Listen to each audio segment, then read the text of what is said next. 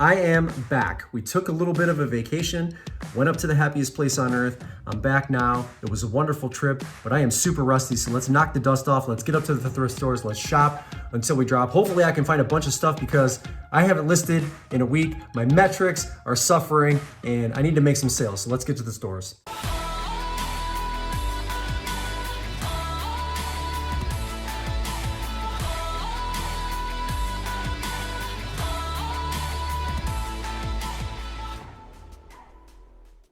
Normally, I would not even think twice about passing up a Nesco, but this Piazza line is interesting because it looks like all of the solds and all of the active listings are coming from the UK. So if I get this listed, I'll be the only one domestically that has a listing here in the States. And so they're calling this Thinking of Him. She's beautiful. There's no cracks, no chips, very heavy. $7. I think I'm going to list her for $50 and maybe I'll get lucky. This might be a more popular line overseas, and so maybe that slows the sales down a little bit. But again, I'll be the only one that has a listing here in the United States. Maybe that works to my benefit, but she was just interesting, caught my eye, and I've got her home here now. I took the pictures of her as the time of this recording. I did the pictures about an hour ago, so I'll have this listed probably before the night is over, but what an interesting find, right? Let's move over to shoes. Next thing here, Blundstone. Put this on your BOLO radar if you're not aware of this brand. The only issue with this pair of Chelsea boots is the tabs in the front and in the back were cut off. The little pull tabs is what I'm referring to. That's not going to stop me from buying them. They're a women's size 8 in the US. They're a 5 Australian and I think UK. So women's size 8. Insoles were in fantastic condition. I've sold a ton of Blundstones, so I think I'm going to list those for around $60 or so, and I think they're going to cost me $5.50. So we've got a couple of good finds right off the bat. I thought about those wedges from Tom's, but I'm going to leave those behind. I don't do very well with Tom's. It's hard to get max value out of that brand. Now I do pick up Tom's when they are new. All things considered, the price is right. I've seen sold comparables. Every now and then I'll take a chance on one that does still have the tags that maybe doesn't have any solds on it, but customarily or historically for me, I don't get top dollar for Tom's a lot, so I just kind of leave them behind. Nothing else here. Just Fab is not a brand that I think is worth considering, so we're going to move on from there.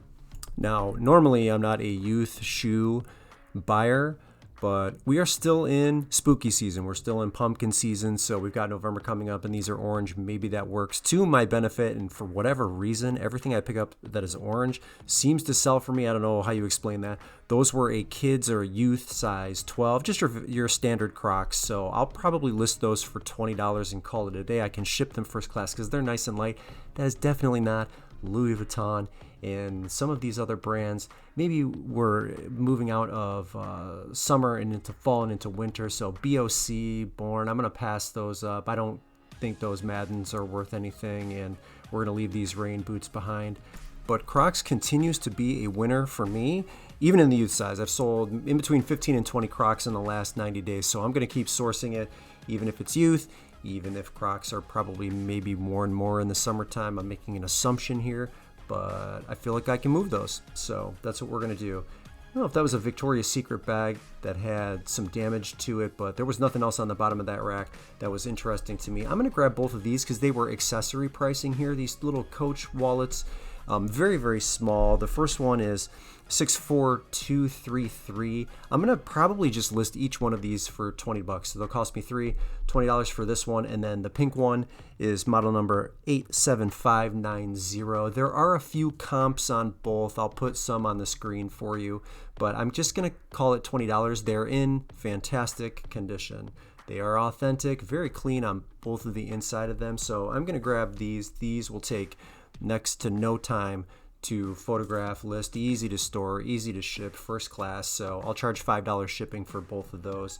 And one of the things that I'm learning is just how well some vintage Coach bags sell. So I had some wallets and they were recent, but I've learned that There's a couple of bags out there and some certain styles, certain colors that are vintage that sell very, very well. It's hard to look at Coach now as, absolutely luxury. I see them with having outlet stores, and I mean, there's just a lot of it, and I don't feel like it's in the same class, as a Louis Vuitton. If you've got more experience with the brand, then chime in.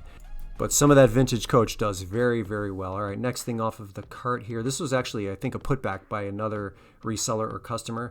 Shiny Bright ornaments. These are solid, but I have a multicolored box here. The cool Christmas tree. Look at that. They were $1. When these were brand new, these cost $1.20. Amazing. So opened it up. They're all in excellent shape. Again, multicolor. I've seen certain boxes of 12 that were silver sell for $25, $30. I did see a recent comparable sell for $35. That's probably where I will list mine at. Lots of Shiny Bright ornament listings and lots of sales. So it's definitely a style of ornament or a brand that is still in demand. Christopher Radko, I think, did some Shiny Bright ornaments too. So if you're familiar with him as a glass blown ornament designer, you'll want to look out for that collaboration as well. But as it stands, I'm going to shoot for the top of the market as far as my eyes could see for a box of 12 of them. And it's got the cool Christmas tree design on the box. I don't know if that adds any value or not. So $35 on that, and it cost me $5. Okay, we're looking at some mini plush right here. I posted on my community page a picture of a grave, and I asked you folks where I was, and somebody nailed it. I was at the Haunted Mansion ride at the Magic Kingdom, the House of the Mouse. So we took a vacation. We're obviously back now, back into the swing of things, but this ride was absolutely amazing. It's the first time that I've been to Disney World. I have been to Epcot, and I did the Around the World, I'm going to say 10 years ago or so, but coming to the Magic Kingdom and seeing specifically this Haunted Mansion ride, the movie's out by now. I think it's on Disney Plus, actually, if you have a subscription to that. But riding the ride was fantastic. So my youngest daughter went from, this is a little bit too spooky, to, I want to go on this every single hour. So all in all, I think we went on it 3 times, and we went to Mickey's not so scary Halloween party that evening. The park was absolutely packed. The merchandise was unbelievable. I came home with some pretty unique pieces, a couple of shirts for myself, a mug. But this place, it's really easy to see how easy it is to reel in the parents, not just the kids. So we all had a wonderful time. But we are back to business. So not all Jellycats here are created equal. I thought this swan was going to be $200-$300, and it turns out it's worth about, I don't know, 9 or 10. So we're going to leave that behind here. And funny enough, the Animal Kingdom is one of the only places we didn't go while we were down there in Orlando. But here is a Triceratops plush, and this one doesn't have any value either. I'm going to say maybe $10 as well. So asking $5, but I felt like when we went down there, we have a pretty nice zoo here in Columbus, Ohio, and I know I'm comparing the Columbus Zoo to Animal Kingdom, where it's apples and oranges, but I didn't really want to see a bunch of animals, so we just did the parks while we were down there and had a fantastic time. My kids are still playing with Littlest Pet Shops. My youngest is 6, but these ones look like they're all, I think, on the newer spectrum. We're not talking like 15, 20 years old for a lot of these, but there were like 30 of them in total. So I bought them for $5. These are the kind of listings that they drive me nuts because it just takes a long time to identify them. So I'll separate them or sort them by what animal they are, and then that's it. I'm not going to identify each one of these exactly by their names or their years or anything like that. So for $5, I feel like maybe I could get 40 for all 30 of them, and I think they are still popular. Maybe not as popular as they were at whenever their peak was, but I mean, I'm only talking about the experience I have and knowing that my kids still play with them. So I'm going to grab them at $5. We'll stage them, take decent enough pictures, and then just organize them again by animal and kind of be done with it. But those looked like the newer ones, and I know that there are some Littlest Pet Shops that still command a very high dollar amount, specifically certain cats and certain dogs. I'm not going to put comps on the screen because I think it would take me forever to try to identify some of the ones that are like super exclusive. But hey, a bag of 30 of them for $5, I'm going to take it. So next thing here I'm going to grab is a pair of, are they called oboes? Shoes, the style on this I think is called a Sawtooth X. They're a men's size 9. I see a few solds like in the $55, $60 range. I think I'm going to land in that price range, probably $50 to $55. These are not marked up. Was that a men's size 9? Yeah. So they're going to cost me $5.50, and I think 50 is going to be fair, but I'm most likely going to list them at $55 just because I think I can get them sold at that. There's a lot of them that are listed brand new, but pre-owned they're going to sell just fine for $55. So that's where we will put those at. And I don't see any other shoes here that really pique my interest here. I couldn't identify what brand those snow boots were, and I was just too lazy to open them up and look at the insoles to see if I could get any info on them. These are also not a BOLO. I don't know how you pronounce that. Seychelles, something like that. I don't know. They're cool looking, and I had them in my car for a hot second and then pulled them back out because they are not worth anything. So it's the Cleveland Indians hat that I passed up. I feel like I find a lot of these at the bins, and so it's not something that I necessarily need.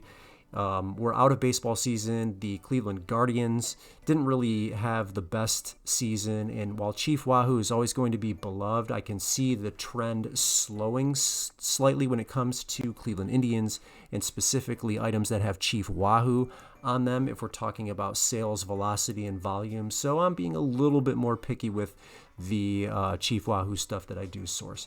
Last thing I'm going to grab here is an Amazon Fire TV Cube. This is brand new in an open box. They have it marked $20, and I think because it's open box, everything looks as though it is still perfect condition-wise, and in the cellophane, I can get $100 for this. So I'm going to grab that, and yeah, I had to pay up for it at $20, but you're going to spend $20 to get $100 every time. I think that's a smart move. So if we're going to total everything up here, and I'm looking at a pair, I think it was a pair, yeah, John Varvatos. I'm second guessing myself. I probably shouldn't have passed these up because this looks like a customer put back. Those only would have been $5.50 too, but I left those behind. I still think I did pretty well. I spent $57.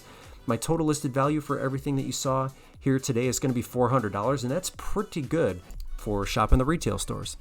All right, let's give away the Parker & Hyde Queen Bee bag and wallet set.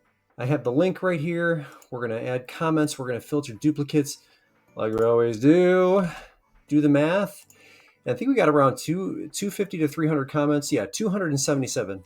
Very nice, y'all. Who is going to win the bag combo new with tags? It is going to be Heather Rosemond. A one-word answer got you the victory. Winter, your favorite season. Heather, congratulations. Thanks for leaving the comment. Email me your details at dadplanetofficial@gmail.com, and I will mail that out to you just as soon as I can. Congratulations. I want to show you some of the stuff that I picked up from the Halloween party and then one of the t-shirts. So I got the mug. I've broken 2 of my mugs recently, so I was in the market for one. I actually broke this one, if you can believe that, at the park, and they were nice enough to give me a replacement. So it was pretty affordable, $17. And what they do at the Halloween party is when the party is over, they swap out all of the like exclusive merchandise and put the regular stuff back on the shelves. I mean, it's incredible the production that they put on. So got the mug. I thought that was cute. And my oldest daughter insisted when we went to Universal that I get the Halloween Horror Nights house shirt. So I went ahead and picked that up because, you know, horror is what I do there. Halloween Horror Nights 2023, blacklight reflective. And then the Spirit jersey. If you guys remember, I sold that It's a Small World Spirit jersey. It was white. I think I sold that for $85. I grabbed this for myself. Mickey's Not So Scary Halloween Party has a little spiderweb towards the bottom, and then on the front, Magic Kingdom 2023. Picked up a couple of things for myself. I was not allowed to thrift while we were on vacation, so this is all the shopping I could do. All right, crew, that's all I got for you today. Thank you so much for tuning in. I will catch you in the next video.